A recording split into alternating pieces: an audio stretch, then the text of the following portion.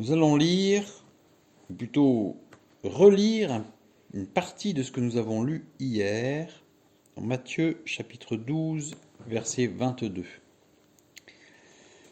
Alors on lui amena un démoniaque aveugle et muet, et il le guérit, de sorte que le muet parlait et voyait.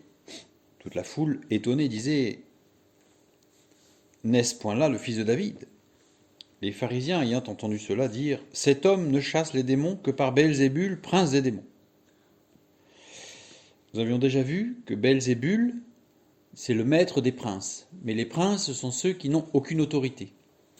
Donc ça veut dire qu'en fait, quand ils disent ça, les pharisiens, ils disent qu'en fait, c'est rien.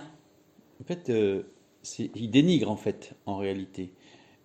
Tout en plus, en laissant supposer que ce serait une puissance qui ne viendrait pas de Dieu. Mais on a l'impression que là, ils accordent un énorme pouvoir à Satan ou à Belzébul, alors qu'en réalité, c'est plutôt pour dénigrer. Et ça va être important ça, parce qu'on va voir par la suite ce que va répondre Jésus.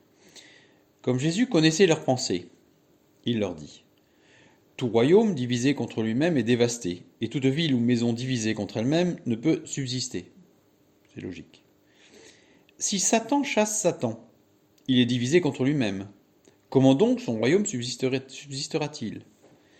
Et si moi, je chasse les démons par Belzébul, vos fils, par qui les chassent-ils ? C'est pourquoi ils seront eux-mêmes vos juges.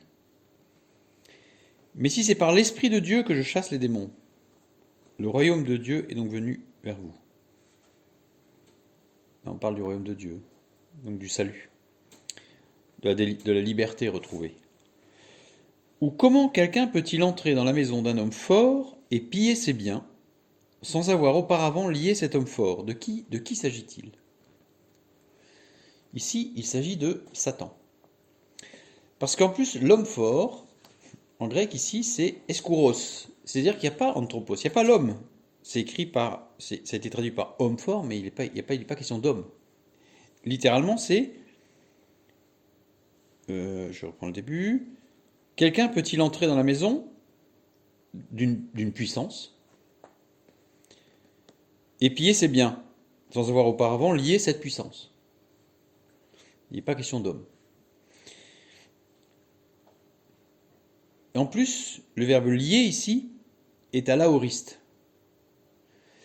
En grec, ça veut dire que si ça avait été fait, si vraiment ça avait été une description d'une action d'un voleur ou je sais pas quoi, on aurait eu du parfait. C'est-à-dire qu'en fait, il fallait qu'il le lie avant de pouvoir intervenir. Or là, c'est à l'aoriste. Ça veut dire que c'est quelque chose qui est hors du temps, qui se continue. Pourquoi ? Parce qu'en réalité, Jésus a lié Satan en 3 étapes. Première étape, il est venu sur terre et il a chassé les démons, avec une liberté et une simplicité déconcertantes. Deuxième étape, sa mort et sa résurrection. Cette victoire est entérinée et irrévocable. Troisième étape, à la toute fin des temps, Satan sera pour l'éternité jeté dans les temps de feu. Donc il y a 3 étapes, d'où l'aoriste. Donc on voit bien qu'il s'agit de Satan ici. Et que Jésus annonce être à la première étape, puisqu'il chasse les démons, simplement. Alors seulement il pillera sa maison. Le verbe piller ici, qui est surprenant, parce qu'on voit mal Jésus piller quelque chose qui aurait été à Satan. Le verbe piller, diarpazo, veut dire mettre en pièces, mais veut dire surtout mettre en pièces, c'est-à-dire littéralement faire disparaître. Donc, alors seulement il fera disparaître sa maison. Troisième étape. Celui qui n'est pas avec moi est contre moi, et celui qui n'assemble pas avec moi disperse. Là au moins, les choses sont claires. On continue. C'est pourquoi je vous dis, tout péché et tout blasphème sera pardonné aux hommes, mais le blasphème contre l'Esprit ne sera point pardonné. Ah, ça c'est un grand sujet. On va juste prendre le mot blasphème. Parce qu'avant d'être chrétien, ce terme grec blasphéméo, existait depuis des siècles, avant d'être christianisé. C'est un terme politique. C'est un terme politique qui désigne la séparation d'un individu, le bannissement. Celui qui, à la fin d'un jugement, était blasphéméo, chez les Grecs, eh bien, il était banni de la cité. C'est-à-dire qu'il n'avait pas le droit d'y revenir, c'était fini. Donc littéralement, celui qui bannit le Saint-Esprit, ça ne peut pas lui être pardonné. Pourquoi? Parce que quel est l'attribut du Saint-Esprit? Convaincre de péché. Donc celui qui refuse d'être convaincu de péché ne sera pas pardonné. C'est aussi logique que simple. Donc là, on comprend maintenant ce blasphéméo, ce que c'est que le blasphème contre le Saint-Esprit. Quiconque parlera contre le Fils de l'homme, il lui sera pardonné. Ben oui, parce que le Fils de l'homme ici n'est pas venu pour convaincre de péché, il est venu accomplir la justice. Par contre, celui qui convainc, c'est le Saint-Esprit. Mais quiconque parlera contre le Saint-Esprit, il ne lui sera pas pardonné, ni dans ce siècle, ni dans le siècle à venir. C'est-à-dire que là, on évacue tout ce qui concerne le purgatoire ou autre système de rattrapage. Il n'y en aura pas. Ou dites que l'arbre est bon et que son fruit est bon, ou dites que l'arbre est mauvais et que son fruit est mauvais. Car on connaît l'arbre par le fruit. Race de vipères, comment pourriez-vous dire de bonnes choses, méchants comme vous l'êtes? Car c'est de l'abondance du cœur que la bouche parle. Faisons attention d'ailleurs à ce que nous pouvons dire. L'homme bon tire de bonnes choses de son bon trésor, et l'homme mauvais tire de mauvaises choses de son mauvais trésor. Pardon. Je vous le dis, au jour du jugement, les hommes rendront compte de toute parole vaine qu'ils auront proférée. Car par tes paroles tu seras justifié, et par tes paroles tu seras condamné. Ouh là là. Ça fait peur. Parce que là on se dit, ouh là là. Parfois je plaisante. Pas forcément mal, pas déplacé bien sûr, mais je plaisante. Là. Alors regardons un peu plus près, parce que la traduction est trompeuse. Les hommes rendront compte de toute parole vaine. Le mot parole ici, c'est rhéma. Et car par tes paroles, tu seras justifié, et par tes paroles, tu seras condamné. Là, c'est logos. Donc on ne parle pas de la même parole. Là. C'est pas la même chose. En français, c'est le même. Reprenons la première partie.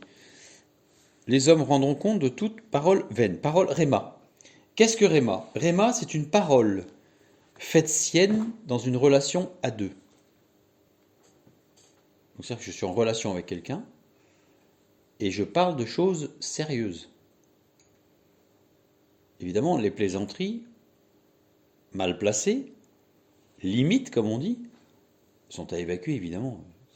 Mais c'est pas pour ces raisons-là, c'est juste parce que ça n'édifie pas.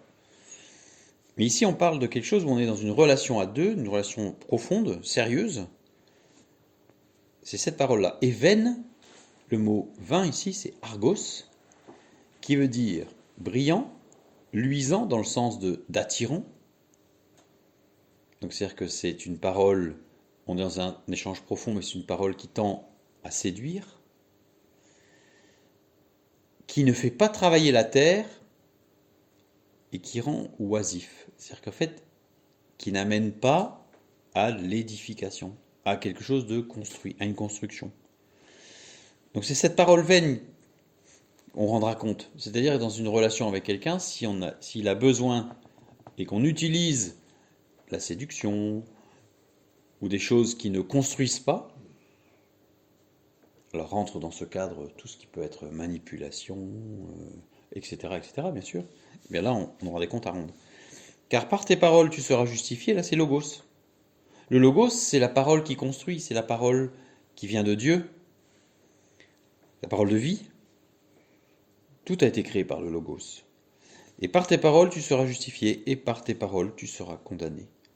Le verbe condamner ici, katadikazo, qui veut dire soit condamné à une amende, soit condamné à mort. Selon ce qui sera dit. Quand on dit condamné à une amende, ça ne veut pas dire qu'on aura des amendes au ciel. Et ça veut dire qu'il y a plusieurs places dans la maison de mon Père. Je vais vous préparer une place, il y en a plusieurs.